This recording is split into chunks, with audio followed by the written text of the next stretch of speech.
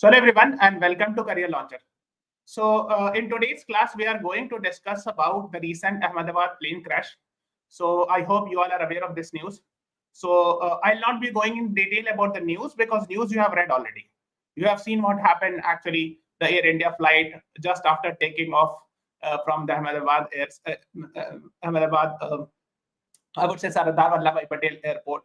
It actually met with an accident. Actually, it hit the medical hospital, right? So ये आपको पता होगा, इससे related सारी चीजें पता होगा. But we will be more discussing in terms of academic point of view. ठीक है कि क्या क्या इससे related questions आ सकता है. So how the CLAT paper will be asking question, like since Air India is in the news, so they will ask the history of Air India. अच्छा Air India भी news में बताओ, when it was Air India formed, when it was nationalized, who is controlling Air India, like that. Which are the regulatory bodies related with aeroplane? They can ask this. Okay, where they can ask something about we call it as black box. It was in the news. Okay, then they can ask about RAT, R-A-T, RAT. ये भी काफी news में था. This is the technology related with aeroplane. Okay, that starts functioning whenever there is a crisis. तो उसके बारे में हम लोग डिस्कस करेंगे. तो हम लोग थोड़ा सा academic point of view से डिस्कशन करेंगे. Otherwise आपने न्यूज तो देखी ली होगी more or less, है ना? So let us begin. Am I audible, visible? Is everything fine? आवाज आ रही है आप लोगों को? Is my voice reaching? Is everything fine? Voice is clear? Is my voice reaching? Is everything fine? Okay, yes. चलो. So let us begin. So यही था news. आपने देखा होगा. Air India Dreamliner crashes into Ahmedabad College Hostel, kills over 240. Air India Dreamliner जो है, इसका जो मॉडल था Dreamliner 787. This is a model of aeroplane manufactured by which company? कौन सी कंपनी इसको बनाती है? Please tell me. यहाँ से क्वेश्चन आएगा. Academic question will be asked. ठीक है. So Dreamliner 787 is a model manufactured by which aeroplane company? Yes, Boeing. And it is of which country? Boeing कहाँ की है? It is Boeing. Very good. Kushagra and Harsh, you both are right. This is a US based company. Okay. देखो aeroplane manufacturing company जो है ना, दो बहुत famous है. There are two which are very famous. ठीक है. एक है एयरबस. इसका headquarter I think France and Netherland में, तो हम इसको लिखेंगे यूरोप बेस्ड, है ना? फ्रांस एंड नेदरलैंड बेस्ड है. दूसरा है Boeing. These are two very famous ones. The US based है. There are many others also. ठीक है. और भी बहुत सारी कंपनी है. But these two are very famous companies which manufactures aeroplane. ठीक है. हवाई जहाज जो बनाती है, ये दो सबसे बड़ी फेमस कंपनी. और इंडिया में मोस्टली यही दोनों का एरोप्लेन यूज होता है. एयर इंडिया एयरलाइन कंपनी थी, ये तो पता होगा. This is different airline company है. दिस प्रोवाइड सर्विसेज, है ना? by after buying aeroplanes from Boeing or Airbus, they provide services, है ना? So Air India was an airline company. तो हम लोग Air India के बारे में डिस्कशन करेंगे और Boeing के बारे में भी. Okay, that is what you should be knowing about. तो ये वाला CCTV footage, I'm sure you must have seen. And it was going from where to where? So it was going from Ahmedabad, Sardar Vallabhbhai Patel Stadium to Gatwick Airport in London. And in this unfortunate incident, there was one person who survived. He was sitting inside the aeroplane and he survived, luckily. तो ये इस तरह को जा रही थी, है ना? ये सरदार वल्लभ भाई पटेल स्टेडियम, सरदार वल्लभ भाई पटेल, ये Sardar Patel airport, not stadium, airport. और यहाँ पर है गैटविक एयरपोर्ट, इंग्लैंड में, यूके में. ओके. और शायद I hope you are aware कि पाकिस्तान का एयर स्पेस बंद है, like as far as whatever I could see. तो परहैप्स ऐसे कुछ जा रही होगी. I'm just giving an idea. So it was going not through the route of Pakistan, but थोड़ा सा टर्न करके जा रही होगी, somewhere from Gulf or some like that. Okay. तो the sole survivor, यानी एक आदमी बचे हैं, वो ब्रिटिश नेशनल है. जिनकी फोटो आई थी ना, वो ब्रिटिश सिटीजन है. He is an Indian origin person, but he has got British citizenship. इनका नाम है मिस्टर रमेश विश्व Kumar. Okay, and he was sitting in 11A seats. ये काफी न्यूज में आया था कि 11A सीट में बैठे थे, and because of that he survived, etc. So these things were in the news. ठीक है. And his brother was sitting just beside him, but unfortunately, most likely he is not alive. तो सिर्फ जो एक ही आदमी अभी तक बचे हैं, है ना? And there was one also. It flew from IGA and stopped at another. Yes, Kushagra, that was also correct.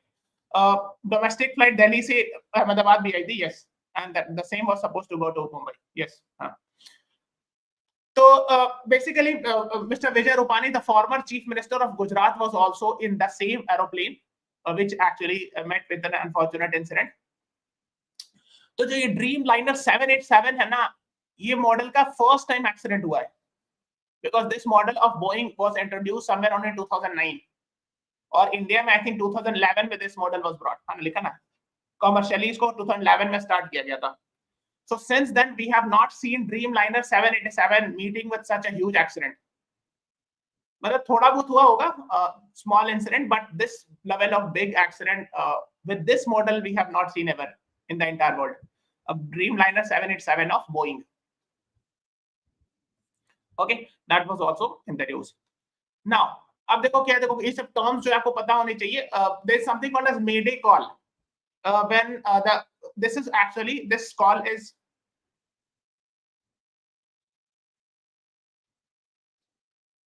is actually raised by the pilot when the pilot believes that there is an emergency and things are not in the control. So Mayday कहा जाता है. Actually, this is actually originally taken from French word. Okay, Mayday उसको कहते हैं. French word Mayday इसका मतलब होता है help me. Okay, from here the term Mayday was brought. Mayday means, Mayday मतलब होता है French में help me. So Mayday means things are going out of control and I need some help. Okay, तो वो automatically Mayday बोलते हैं pilot if there is any such crisis. So it is said that even during this incident also the pilot had said thrust not achieved, falling, Mayday. Thrust not achieved मतलब देखो होता क्या है कि जैसे अगर ये एयरपोर्ट है and this is an aeroplane, okay, उसको टेक ऑफ करने से पहले यहाँ पर स्पीड आ जानी चाहिए अच्छी खासी, है ना. There should be a speed and it should be able to push up. उसके लिए प्लेन की फ्लैप्स जो होते हैं, विंग्स के फ्लैप होते हैं, वो टर्न होते हैं अकॉर्डिंगली. ओके, अगर आपने if you have traveled on aeroplane you must have heard, you must have seen. लेकिन तो भी रफ आइडिया अगर आपने नहीं भी ट्रैवल किया, still you can have an idea that यहाँ पर एक्चुअली क्या होती है. जो पहली बात तो रनवे पे ही काफी अच्छी खासी स्पीड आ जाती है. It's good enough speed, I think more than 300-400 kilometre per hour, at least 300 kilometre तो क्रॉस कर ही जाता होगा. Yes, can you help me? क्या हुआ Narayan, what is your problem? CL का कंप्लेंट नंबर क्या है? देखो आप सर्च करना careerlauncher.com, okay, and go to the website. On the top there are two numbers available on the top of the website. One is a WhatsApp number and another is also a number. तो आप WhatsApp पे message कर सकते हो या call करके पूछ सकते हो. ओके, अदरवाइज नीचे भी ये नंबर है. ओके, हाँ खैर. So we were talking about this. तो पायलट ने ये कहा कि थ्रस्ट नॉट अचीव. थ्रस्ट मतलब होता है कि जब आप जमीन छोड़ रहे हो and you are taking off, है ना, you have to go up, you have to leave the, you have to immediately go above, है ना, the जिसको कहते हैं कि एवरेज मीन सी लेवल से ऊपर जाना होता है. these are the things. It is said कि ये हार्डली 600 समथिंग फीट के आसपास गए थे एवरेज मीन सी लेवल, उसके बाद नीचे आने लगी. सो एरोप्लेन ने ये कहा इंपॉर्टेंट इंडाइसेस पे, ओके कुछ आकर विल मेक, है ना. ऑफलाइन कोचिंग का भी वही पता चल जाएगा नारायण. आप उसमें कॉल करो व्हाट्सएप पर और आप पूछो कि I want to know about offline coaching. So वो लोग बता देंगे वो लोग. ठीक है. So this is what has happened. Thrust not achieve मतलब पूरी तरह ऊपर टेक ऑफ नहीं हो पा रही है, ऊपर मूव नहीं कर पा रही है. That is what he had said and he said Mayday. That is what the news says, है ना. एयर ट्रैफिक कंट्रोल को उन्होंने इन्फॉर्म किया, ने पायलट ने फौरन बोला होगा कि टेक ऑफ नहीं कर पा रही ठीक से. That was happened. Mayday thrust not achieved. So इसमें ये हुआ. देखो एक चीज और ये होता है, इसमें कहा जा रहा है कि जनरली क्या होता है, 3.5 किलोमीटर का रनवे था, यहाँ से टेक ऑफ करना है, और जनरली क्या होता है 2.5 से 3 किलोमीटर के आसपास रेंज में एरोप्लेन जो है जमीन छोड़ देती है. Aeroplane generally leaves the runway after travelling for 2.5 to 3 kilometre. But in this case it took the entire 3.5 kilometre to actually, I mean, पूरा रनवे क्रॉस की तब जाके जमीन छोड़ा था. I mean that was also perhaps it was giving some signal about that. Okay, so that was one thing, one sign of that, है ना. तो ये बता रहे हैं कि जैसे यहाँ से अगर यहाँ तक है ना, तो जनरली यहीं से यहीं पर आते 70-80% जब एक्चुअली ट्रैवल कर लेती है तो छोड़ देती है जमीन. Okay, but in this case it actually travel to the last till last of the take of the runway to take off. So it means it was signaling something wrong. Okay, तो यहीं पर कुछ बात लग रहा था. That is what they are writing. Now another thing was we have discussed that Mr. Vijay Rupani had died actually, and it is said कि there were reports, बहुत सारे reports में आया था कि उनका लकी नंबर भी था 1206. इसीलिए उनकी सारी गाड़ी में है ना, in all his car, motorcycle, scooter जो भी था उनके पास में 1206 number होता था. But unfortunately he died on 12th June, which is actually 1206. So that was also in the news. तो अब इनसे रिलेटेड मिस्टर विजय रूपानी से रिलेटेड कुछ क्वेश्चंस आ सकते हैं. That Mr. Vijay Rupani was the chief minister of Gujarat from which period? Okay, वो कब कौन से पीरियड में वो गुजरात के सीएम थे?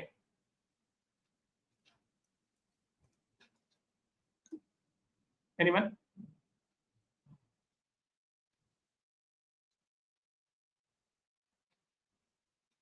Which period? That is what I want to know.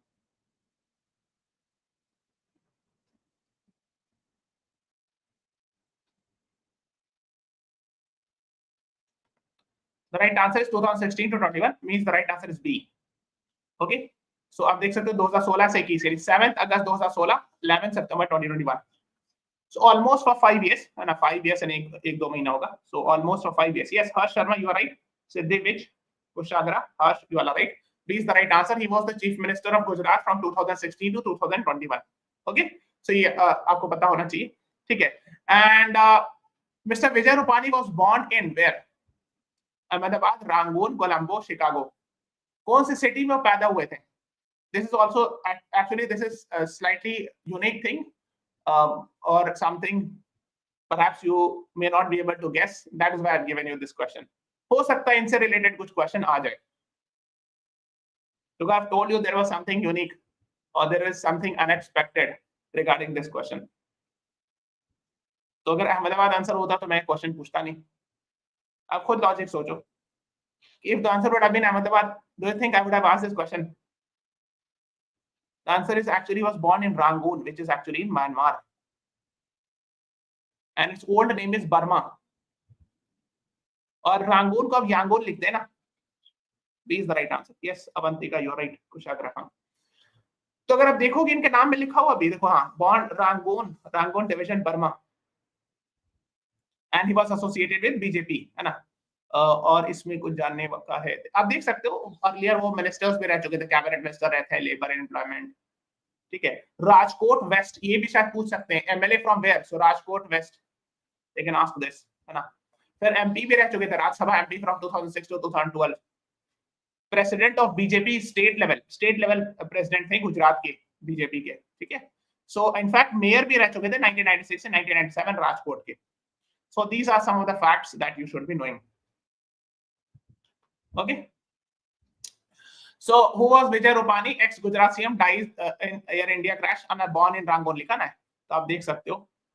Let me show. यहाँ पे म्यांमार बर्मा है, यहाँ पर रांगून है. Now it is called as Yangon, है ना. और what is the capital? Earlier this was the capital. This was capital of Myanmar or Burma. Now what is the new capital? इतना डीप पूछेंगे. Yes कृषि Sachdeva, please see the previous year questions. 2021 में Gandhi peace prize दिया गया था. Okay, अब मालूम है क्या सवाल आया था कि 2014 में गांधी पीस प्राइज किसको मिला था और फर्स्ट किसको मिला था. So they go in detail, that is the problem. वो एलेट में हो सकता नहीं पूछे, लेकिन क्लैट में जरूर डिटेल में जाते हैं, वो पूरा रिसर्च करते हैं. Yes, Naypyidaw was the capital, right. They go in detail and that is why I have to explain it in detail. ठीक है, मेरी मजबूरी है डिटेल में जाना, बिकॉज अगर क्वेश्चन आ जाएगा तो फिर आप बोलोगे सर आपने पढ़ाया नहीं, तो इसलिए हाँ, I am seeing the PYQ and that is why I am telling you. बहुत डिटेल में जा जाके निकाले क्वेश्चन पूछते हैं. Name the chief minister of Gujarat who died in 1865 war. अब ये भी पूछ सकते हैं कि we have seen the second case where a former chief minister और a serving chief minister in Gujarat died in a plane crash. इनसे पहले भी एक और हुआ था, and they will ask this, ये भी पूछ सकते हैं डिटेल में जाके. So that is what I am saying. 1965 war में actually there was a chief minister of Gujarat. He was traveling on a plane and Pakistani fighter jet, it believed that it was perhaps a spying plane and it hit it. ऐसा कुछ हुआ था something, ठीक है? And the Pakistan fighter jet hit this plane and later on it got to know that it was a chief minister of Gujarat traveling. उनका नाम बताइए. उनके नाम पर एक बहुत famous committee भी है. Those who study the Panchayati Raj institution, they know it. Third tier government के लिए एक कमेटी बनाई गई थी, बलवंत राय मेहता कमेटी. मैं इसीलिए डीप में जाके बता रहा हूँ. The only reason I am discussing it कि वो बहुत डीप में जा जाके क्वेश्चन उठाते हैं. ठीक है. When a Pak fighter jet shot down Gujarat CM 60 years ago, देखो ये रिपोर्ट आई थी अभी, क्या है ना, Balwant Rai Mehta was the chief minister, he died in a plane crash. तो अगर आप चाहो तो पढ़ सकते हो, अगर आप इस आर्टिकल में जाओगे तो इन्होंने जो लिखा है ना, 60 years ago. So on spotting a civilian aircraft, Hussain thought there was a pilot of Pakistan's fighter jet that he had foiled an enemy surveillance operation, but later on he got to know that it was the chief minister who was traveling. ठीक है. Balwant Rai Mehta committee, the बहुत famous Balwant Rai Mehta committee related with Panchayati Raj. Okay. हाँ, और भी बहुत सारी committee बनाई गई थी, but Balwant Rai Mehta committee was one of the famous one. फिर एक और रिपोर्ट आई थी कि जिस तरह भी 11A में ये सर्वाइव किए थे, सिमिलरली 1997 में एक एक्सीडेंट हुआ था थाईलैंड में. Here also there was a person who survived in 11A seat. तो शायद ये थोड़ा सा लकी सीट होगा और मतलब इस तरह होगा ना. So this was actually the singer who had survived sitting on the same 11A seat 27 years ago. Okay, he was one of the survivor. उसमें लोन सर्वाइवर नहीं थे, मतलब और भी लोग सर्वाइव किए थे, but he was the one. तो ये 11A सीट आप देख सकते हो, ये एयरलाइन है. तो जो बड़ी इंटरनेशनल एयरलाइन होती है उसमें बिजनेस क्लास भी होता है. अगर जो छोटी एयरलाइन होती है, if you are travelling on domestic aeroplane, let's say you are going from Delhi to Mumbai, तो हो सकता है अगर डोमेस्टिक में ट्रैवल कर रहे हो, so you will not find this business class. Okay. लेकिन जो इंटरनेशनल फ्लाइट होती है उसमें 3 रो होता है ना, 1 2 3 रो होता है. डोमेस्टिक वाली में बस 2 रो होता है. There are 2 rows only.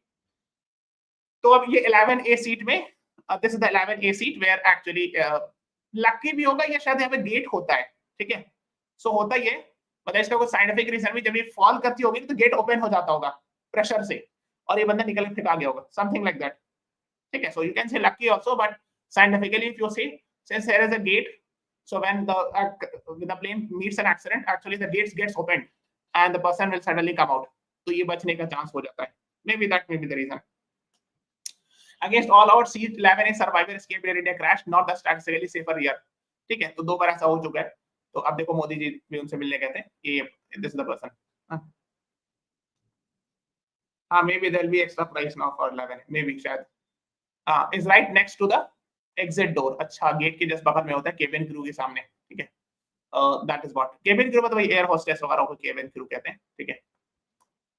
That is what is being there. तो वो किस्मत की बात थी एक तरह से. I mean, he survived. Now one more thing it was in the news is regarding DNA identification. ये मैंने थोड़ा सा आपको बताया भी है, DNA identification, DNA sampling, etc. इसमें ये होता है कि DNA मैच कराते हैं. मैंने आपको थोड़ा सा बताया भी था ना, that जैसी एक्सीडेंट होता है ना, it is they try their best to save the DNA. ठीक है. बिकॉज को कूल टेम्परेचर -20 डिग्री सेल्सियस वगैरह पे रखा था, तो फौरन निकाला जाता है. कोशिश ये कहता है as fast as possible save the DNA of the person who died. Okay. नहीं तो फिर गल जाएगा ये, तो it would be difficult. Okay. तो इसमें होता क्या कि ये मैंने आपको पहले ही बताया था, but let me tell you again. तो होता क्या, डीएनए होता है ना, मैच करते हैं रिलेटिव्स के. This is DNA. The full form is deoxyribonucleic acid. Deoxyribonucleic acid. Okay. This is called as DNA. होता क्या है, डीएनए जो होता है ना, क्लोज रिलेटिव्स का मैच करता है, स्पेशली अगर सेम पेरेंट्स हो. हाँ, जैसे इसमें देखो यहाँ पे लिखा है 50% मदर फादर. जैसे ये मम्मी है, this is mother, this is father, this is child 1, this is child 2. आपस में इन दोनों का ना रफली 75% डीएनए मैच करेगा, ब्रदर सिस्टर का. अगर मदर से मैच करा जाए या फादर से मैच करा जाए तो 50% मैच करेगा. ओके. अब डीएनए आइडेंटिफिकेशन इसलिए होता है because it is very difficult, the body gets burned. So it is very difficult from face to verify. चेहरा से वेरीफाई करना बहुत मुश्किल होता है, इसलिए कि बॉडी जल जाती है. कभी कभी कुछ हिस्सा टूट कट जाता है, something like that, so it becomes very difficult. So DNA test किया जाता है, और फिर जैसे पेरेंट्स उनके रिलेटिव आए, दे आर क्लेमिंग कि I am the father of the person, so they will test it, चलो भाई अपना डीएनए दो थोड़ा सा निकाल के, है ना, तो वो टेस्ट करेंगे, फिर मैच कराएंगे, if this is matching 50% it means कि ये उन्हीं के फादर हैं। और अगर कोई भाई आया, बहन आए, ब्रदर या सिस्टर आए, बोले कि this person is my brother और सिस्टर, नाम दिखा रहे हैं किनका, चेक कीजिए, सो पूरा जितने भी डीएनए सैंपल उससे मैच कराया जाएगा। So if it is matching 75% रफली अराउंड, इट मींस कि ये बात सही है कि उनके भाई।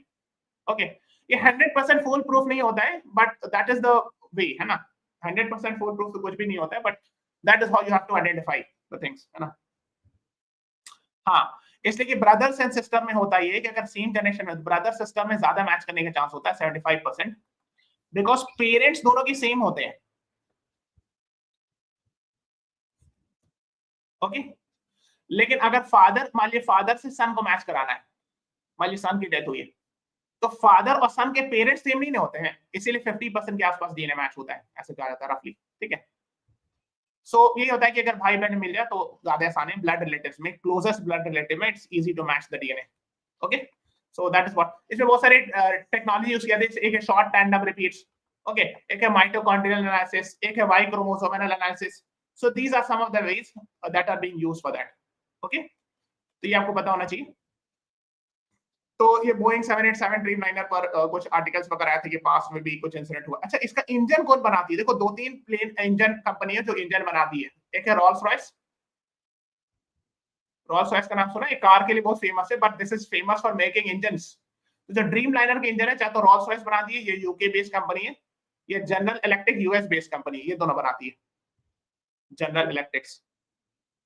So either of the two companies makes engine, engine ये वाला जो ये this one, engine for air India, because some people were saying कि perhaps engine got failed, we are not 100% sure, लेकिन कुछ लोग ये कह रहे थे कि शायद इंजन में ही कुछ खराबी थी जिसकी वजह से इसमें थ्रस्ट नहीं अचीव हुआ।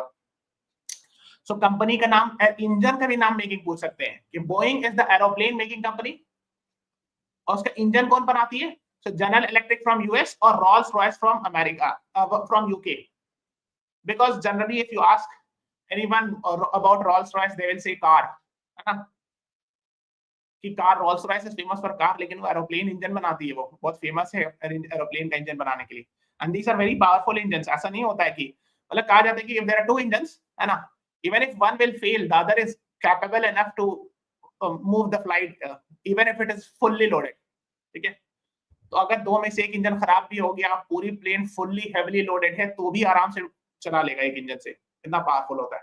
एंड इट वाज सेड कि there was 1.25 litre of turbine fuel, जो फ्यूल होता है उसका एरोप्लेन का, और इसी से आग लगती है, फायर जो होता है ना वो मेन इसी से होता है। जो एक्सीडेंट होती है ना, एक्सीडेंट के बाद आग लगने का चांस बहुत ज्यादा होता है, बिकॉज उसमें 1.25 लीटर फ्यूल था।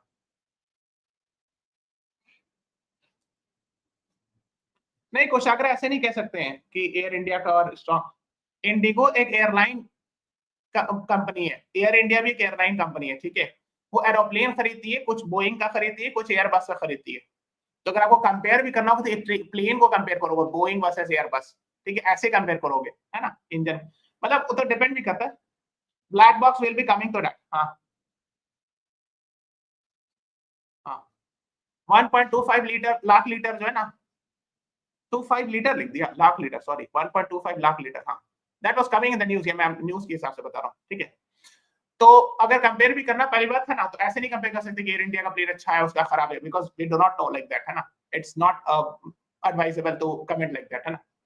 इसमें जो बोइंग में कुछ इश्यूज आए थे, एक थे बोइंग के Sam Salepur, he had earlier flagged this, इस दोनों में की मैन्युफैक्चरिंग इश्यूज है 777 और 787 में। उससे ज्यादा जो है ना, बोइंग वेसल ब्रो से he was put through hell, तो ये काफी न्यूज आई थी। और एक और ये वाला बंदा तो बहुत फेमस हुआ था, यू नो दिस पर्सन, इनका नाम आ रहा था कई बार, जॉन बैरनेट का। How many of you know this person, and you should know it, may be हो सकता है ये सभी दे दे एग्जाम में। ये अमेरिकन वेसल ब्लोअर थे, 32 इयर्स बोइंग में काम किए थे, और उन्होंने बोइंग 787 ड्रीम लाइनर के बारे में कुछ फॉल्ट रेज किया था, you know this, okay, have you heard this?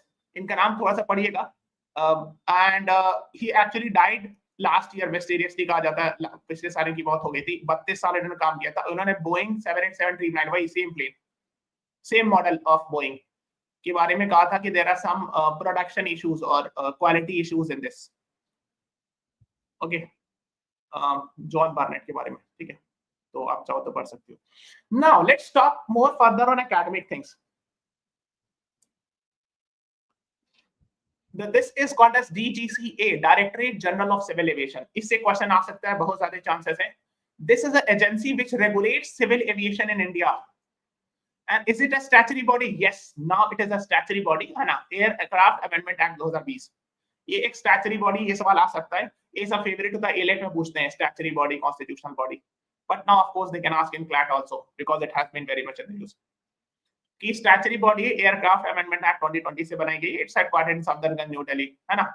और who is the DGCA currently? Please tell me. अभी फ्यू मंथ्स बैक ही was made DGCA.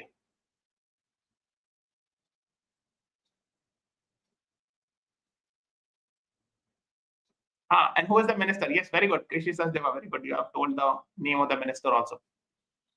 Directorate General DGCA is Mr. Faiz Ahmed Fidwai. He is the DGCA currently, or the head of DGCA.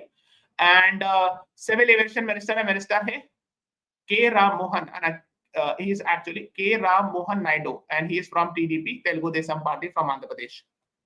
Okay, so ये दोनों नाम आपको पता होना चाहिए पक्का, ठीक है? So आप थोड़ा सा इनके बारे में पढ़ लीजिएगा. He is a civil aviation minister. This you should know.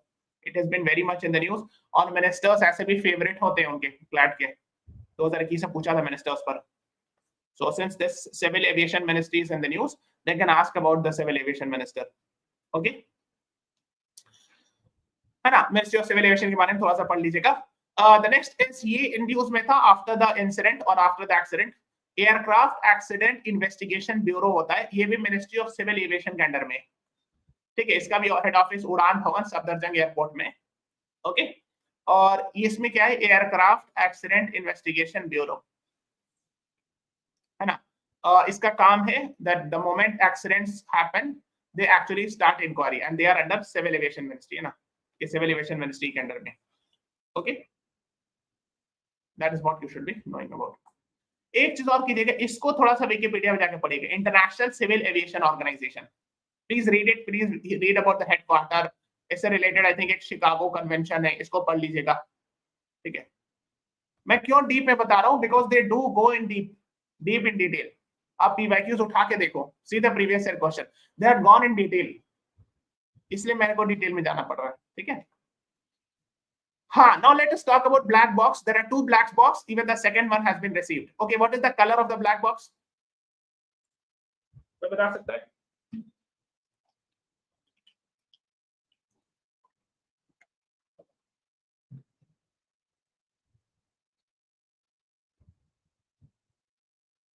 Orange, yes. तो ब्लैक क्यों कहा था? एक्चुअली क्या है, थोड़ा सा मतलब ये जैसे ब्लैक डे, मतलब कुछ बुरा दिन को ब्लैक डे कहते हैं, उस सेंस में ब्लैक बॉक्स का मतलब है जब एक्सीडेंट होगा उसके बाद ही निकलेगा ना, तो उस डायमेंशन से वो कह रहे हैं कि बैड चीज को ब्लैक से रेफर किया था. But it is orange in colour. Why it is orange in colour? White is orange in colour. देखो, why the colour of the army is green dress, so that it can come off large behind the let's say forest और mountains, है ना, ताकि छुप जाए, नजर नहीं आए. ग्रीन कलर का मिलिट्री ड्रेस इसीलिए होता है ना कि देखने जंगल झाड़े पता नहीं चले. Why is it orange in color? Because so that it can be easily visible. The opposite reason. जंगल झाड़ कहीं भी गिरेगा, ऑरेंज फौरन दिख जाएगा, ठीक है? That's the reason. And there are two things. Black box जो होते हैं, two things को मिला के कहते हैं cockpit voice recorder and flight data recorder. इन दोनों को जोड़ करके black box कहलाता है. Cockpit voice recorder and digital flight. Cockpit voice recorder and flight data recorder. These two are the what we call it as the black box. इन दोनों को मिला के black box कहते हैं. और ये कहाँ पे होता है? बैक साइड में होता है. जैसे एयर इंडिया है ना, तो यहाँ पीछे में somewhere है, यहाँ पर रखा हुआ रहता है black box, both अंदर में. Now इसमें होता क्या है? Cockpit voice recorder means whatever the pilot was talking to each other, that gets recorded. जिससे वो कुछ बोल रहे होंगे कि देखो ये प्रॉब्लम, वो प्रॉब्लम है, कुछ they must be talking with each other just before the accident. That gets recorded here. Flight data recorder सारी फ्लाइट्स की डेटा रिकॉर्ड होती है कि अच्छा वहां टेम्परेचर कितना था, प्रेशर कितना था फ्लाइट के अंदर, okay, was there any oxygen shortage और something like that, anything else, okay, that is why it is called as flight data recorder. अब इसमें खासियत ये होती है कि देखो 1100 डिग्री सेल्सियस पर भी स्टेनलेस स्टील और टाइटेनियम का बना होता है, so even 1100 डिग्री सेल्सियस पर भी it will not get burned, है ना। और अगर इसके पास 3400 times gravity times the impact of gravity भी अगर लगेगा तो भी ये टूटेगा फूटेगा नहीं, मींस इतना मजबूत बनाया जाता है कि आग लगे, जोर पड़े, एक्सीडेंट हो, ये कुछ नहीं होगा इसको, दैट इज द आइडिया।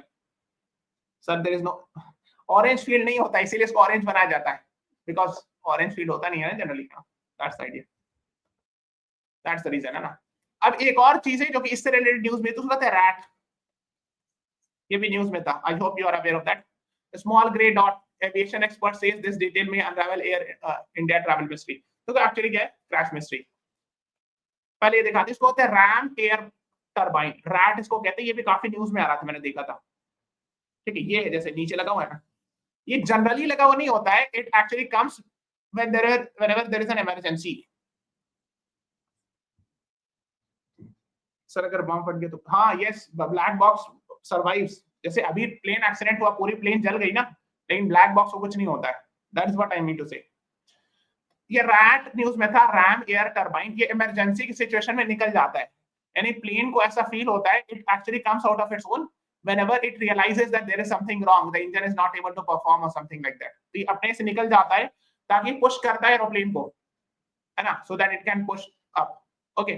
तो ऐसा लोग कह रहे हैं, means I searched at different places, and a ram air turbine is a small turbine that is installed in an aircraft and used as an alternate or emergency hydraulic electric power source। तो I saw it in various searches, और मैंने कई लोगों ने video बनाया, तो उसमें कुछ लोगों ने बताया कि ये एरोप्लेन में जो ये दिख रहा है ना, शायद perhaps that is rat that came out to support the plane। मतलब ये समझ, और जैसे मान लीजिए इंजन फेल कर रहा है, engine is not able to push the thrust, तो एरोप्लेन अपने आप ये रैट डिप्लॉय कर देता है, it comes on its own, the rat comes from the aeroplane and start moving it to push the aeroplane above, मतलब इसका अपना एक defence mechanism in case of engine failure. So अब जैसे लोग बोल रहे हैं, मेनी पीपल आर सेइंग कि perhaps जो ये निकला था, perhaps that was the case। अब ये है कि नहीं, whether this is sure or not, we are not 100% guaranteed, but perhaps that was the case। आपको एटलीस्ट ये पता होना चाहिए कि what is RAT, so ram air turbine, it is a small turbine like a wind turbine that provides emergency electrical or hydraulic power and the main power system fails, ठीक है। this is what you should be knowing about, and these all are part of things which are in the news, technical things which were in the news, ठीक है, इसलिए मैंने ये सब बता दिया। हाँ देखो, ये देखो इस तरह का, this is the example of RAT, ये जनरली नॉर्मल केस में नहीं ओपन होता है, ठीक है, and there is an emergency it opens, so it supports aeroplane in case of emergencies। now अब एयर इंडिया न्यूज में, तो एयर इंडिया से क्वेश्चन पूछेंगे, when was Air India founded, ये सभी क्वेश्चन पूछ सकते हैं, that is why I'm saying कि CLAT में जो है वो डिटेल में जाते हैं, वो पूछेंगे air India when it was founded, बताइए, when it was nationalized and when it was privatized, and what is the mascot of Air India, ये सब पूछा जाएगा एयर इंडिया से related. founded 1932, yes Kushagra, very good, 1932, very good। J.R.D. Tata was the one who flew this plane for the first time। nationalized, बताइए कब nationalize हुआ था,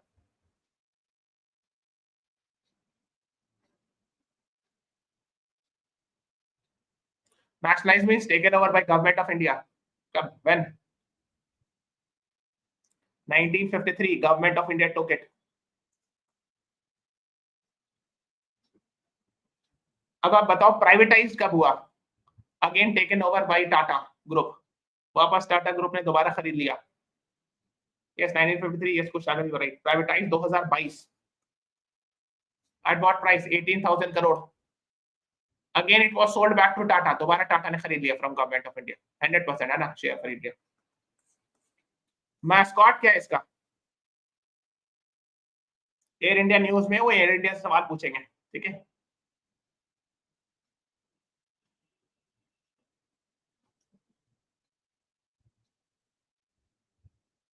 mascot, ठीक है, महाराजा इज द mascot, ठीक है। JRD टाटा है ना, उन्होंने टेक ऑफ किया था ना, बॉम्बे से कराची टेक ऑफ है ना किया था, कराची से बॉम्बे है ना, फर्स्ट प्लेन है ना, ये आपने सुना होगा। और नेशनलाइज इन 1953 अगेन, तो 2020 में it was bought back by Tata group at worth rupees 18,000 crore. Then Maharaja इनका मैस्कॉट है, ये सब आपको पता होना चाहिए, ठीक है। And who is the current chairman? N Chandrasekaran. इन्होंने अनाउंस भी किया ना कि 1 करोड़ पर पर्सन जो है वो एक्सीडेंट विक्टिम्स को दिया जाएगा as ex gratia, that was also in the news है ना। Founder is JRD Tata. And अब देखो कुछ चीजें और हैं, because that is what the CLAT do, they go in the earlier past history, वो पीछे पलट पलट के सवाल पूछते हैं पुराना। Okay, so this is 12 June 2025। देखो ये लिखा है 241 प्लस 38, ये अलग क्यों लिखा हुआ है? Because this is people travelling in aeroplane, और ये परहैप्स जो है वो हॉस्पिटल का है, में जो मेंबर्स थे, डॉक्टर्स एंड अदर्स स्टूडेंट्स, इसीलिए अलग लिखा हुआ है ना 241 प्लस 38। तो ये तो आपको पता है दिस वन। इससे पहले एक इंसिडेंट हुआ था लॉकडाउन के टाइम पर, एयर इंडिया एक्सप्रेस थी दुबई से कोझिकोड जा रही थी, कोझिकोड इज कालीकट, उसी को अर्लियर कॉल्ड एज कोझिकोड इन केरला। तो ये एक्सीडेंट हुआ था और प्लेन ओवरशॉट कर गई थी रनवे पे लैंडिंग के दौरान। उससे पहले 2010 में हुआ था, ये बहुत फेमस होता है, मैंगलोर में लैंडिंग टाइम हुआ था अगेन। ओके, देन ये हो गया। उसके बाद एक 2000 में हुआ था, पटना में एक्सीडेंट हुआ था। जो सबसे वर्स्ट एविएशन डिजास्टर है इंडिया की हिस्ट्री में वो ये वाला है, 1996 चक्री दादरी मिड एयर कॉलिजन। चक्री दादरी हरियाणा में एक जगह है, हवा में 2 एरोप्लेन क्रैश कर गई, टकरा गई एक दूसरे से ऑन द एयर। ये डेडलीस्ट, वर्ल्ड्स डेडलीस्ट बनाता, 349 लोग मरे थे। इंडिया का सबसे वर्स्ट एविएशन डिजास्टर है ये।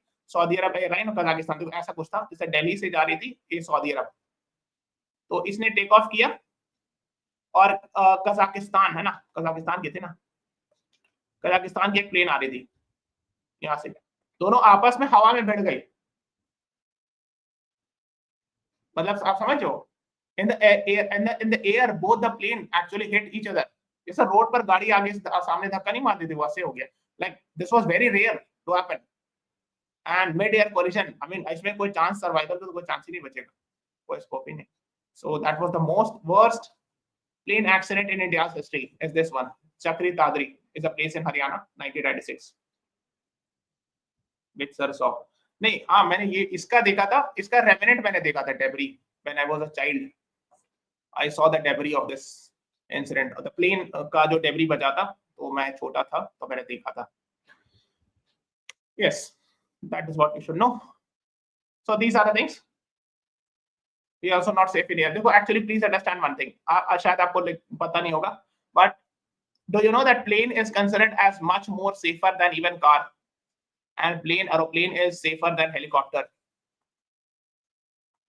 बहुत rare accident होता है। हाँ, the problem is if there is an accident of plane, then of course the chances of survival is very less, but generally speaking this is the scientific belief, like कि plane is safer than car as well as helicopter, ठीक है। और जहां तक accident की बात है, तो of course if it is written in your destiny, then of course nobody can stop। so this is all about today's class। tomorrow I'll be meeting you with conflicts in Africa। ये कई सारे लोगों ने demand किया था ये class, और लोगों को पूछा भी था आप लोगों ने कि सर इस पर मॉक टेस्ट आए हैं, and there are lot of places conflicts is happening, जैसे Mali, Burkina Faso, Sudan, Democratic Republic Congo. that's why we'll be having a session tomorrow, ठीक है। Thank you everyone, thanks. हाँ, एक helicopter accident भी हो गया, यस मैं देख रहा था कल भी न्यूज में, yes you are right. so this is all about today's class। thank you everyone, thanks for watching, have a nice day।